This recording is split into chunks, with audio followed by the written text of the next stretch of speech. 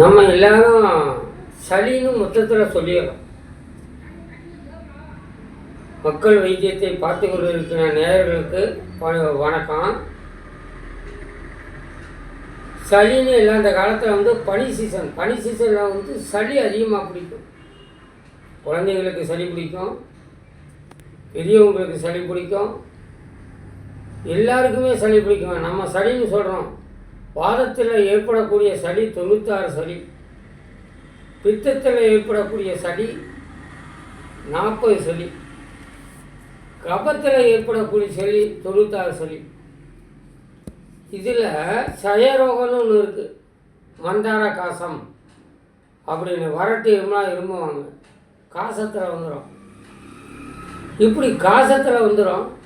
அப்பேற்பட்ட இந்த சளி ஏற்படக்கூடிய சீசன் எதுன்னு கேட்டால் இந்த பனி சீசன் தான்.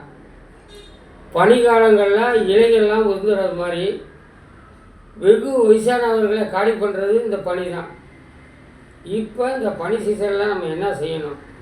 அடிக்கடி ஜுரம் வரும், சளி பிடிக்கும், இருமல் வரும். அப்போ நம்ம இதெல்லாம் நம்ம தவிர்க்கிறதுக்கு என்ன செய்கிறது அப்படின்னு பார்த்தீங்கன்னா, ஃபஸ்ட்டு இந்த பூவம் வாழைப்பழம் சாப்பிடக்கூடாது. சாப்பிட்டீங்கன்னா உடனே இருமல் வந்துடும். பூவம் வாழைப்பழம் சாப்பிடக்கூடாது.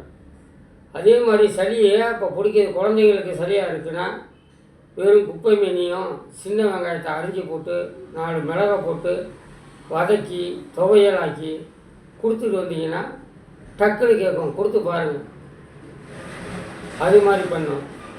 அடுத்து ஜுரம் வருது, ஜுரத்தாக்கெல்லாம் தெரியுது, ஆரம்பிக்கிறதுன்னு தெரியுதுன்னா முதல் வேலையாக நிறைய பூண்டை உரித்து போட்டு 4 உளுந்து போட்டு ஒரு அரை மூடி தேங்காய் துருவி போட்டு வெள்ளை உளுந்த போட்டிருக்கணும்.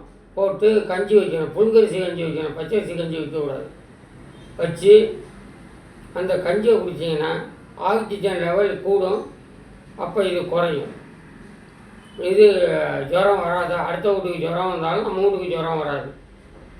அதில் வந்து பூண்டை உரிச்சி போடணும். மெயினாக பூண்டை உரிச்சி போடலன்னா கேட்காது. நிறையா பூண்டை உரிச்சி போட்டு இந்த கஞ்சியை வச்சு குடித்தோம்னா அந்த உடல்நிலையுடைய நிலையை, இந்த பனி சீசன் நிலையை வந்து சமநிலைப்படுத்திக்கும். ஆக்சிஜனை கூடுதல்படுத்தி சமநிலைப்படுத்திக்கும். அதே மாதிரி வெள்ளை சர்க்கரை ஜீனின்னு சொல்கிறோம்ல, அந்த ஜீனியை போட்டு வறுத்தோம்னா சிவப்பாக போகும். அதில் சீரகமும் மிளகும் போட்டு கறுக்கணும். அதிலே 3ஐயும் கருக்கிட்டு 2 டம்ளர் தண்ணி ஊற்றி 1 டம்ளர் சுண்டை வச்சு குடிச்சிங்கன்னா அப்படியே குடிக்கும்போதே இதமாக இருக்கும். குடிக்க இதமாக இருக்கும். இந்த சளி தாக்கலும் இந்த இருமல் தாக்கலையும் வந்து அந்த தாக்கலை வந்து குறைக்கும்.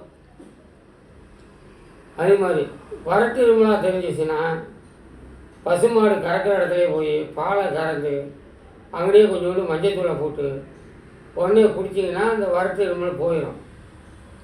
இப்போ நோய்க்கு தகுந்தது மாதிரி நம்ம மருந்து சாப்பிடணும்.